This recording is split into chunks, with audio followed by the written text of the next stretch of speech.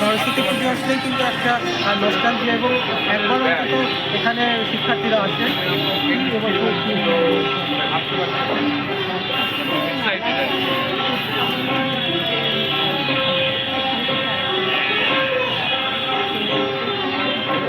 পুজোটাকে কেন্দ্র করে দিতে একটা কেন্দ্র করি আর কি ব্যাপারটা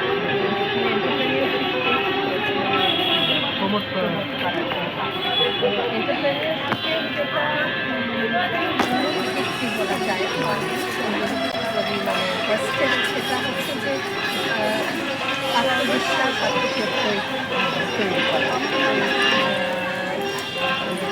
যে আমি কিছু করতে পারবো না সেটা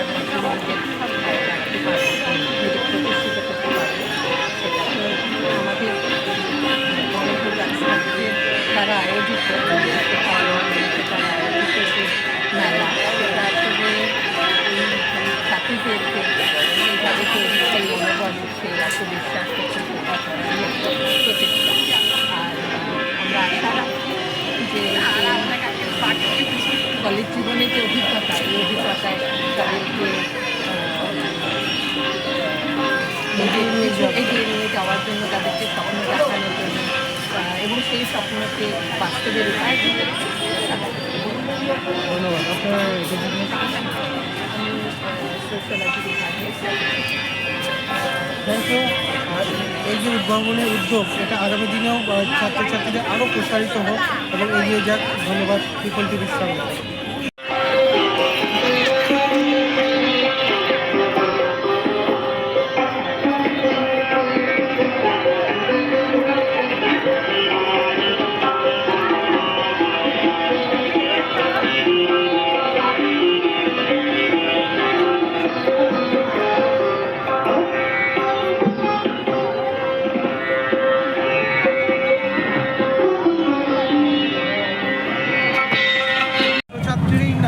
সবাই কিন্তু এই দিনটাকে আজকে উপভোগ করছে। আর তো আপনার সাথে কথা বলি, কেমন লাগছে আজকে?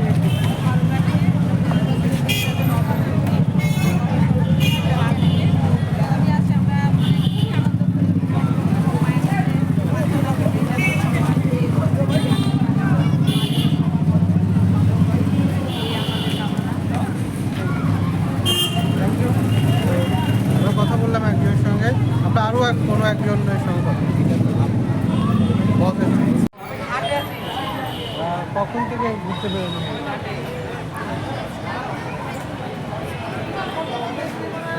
এই দিনটা আসলে শাড়ি পরার যে একটা আনন্দ খুব ভালো লাগে অন্যরকম। তো পড়াশোনা কোথায় করেন?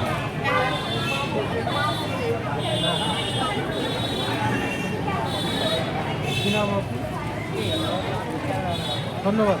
তো আমরা কথা বলছি কিন্তু যারা আজকের দিনটাকে সুন্দরভাবে উদযাপন করছে বিভিন্ন শিক্ষার্থীরা এই কলেজটাকে কলেজ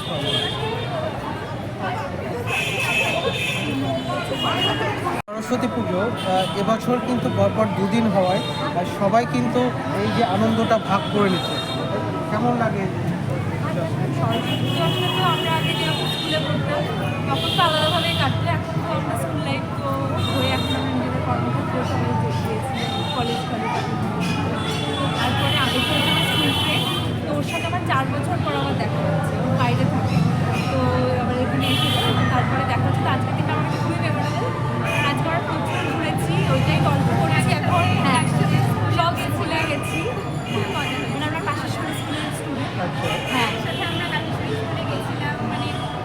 নস্টালজিক হয়ে গেছিলাম, খুব খুব ভালো লাগছে।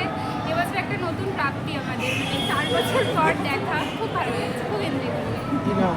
অনন্যা সিনহা, আপনার? অনন্যা সরকার।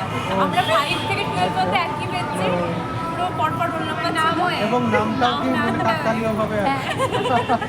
যাই হোক, মানে যে এই দিনটার কারণে কিন্তু তারা একত্রিত হতে পেরেছে, সে কারণেই এই দিনটাকে মেমোরেবল করে রাখতে চাই। ধন্যবাদ পিপল টিভির সঙ্গে থাকুন।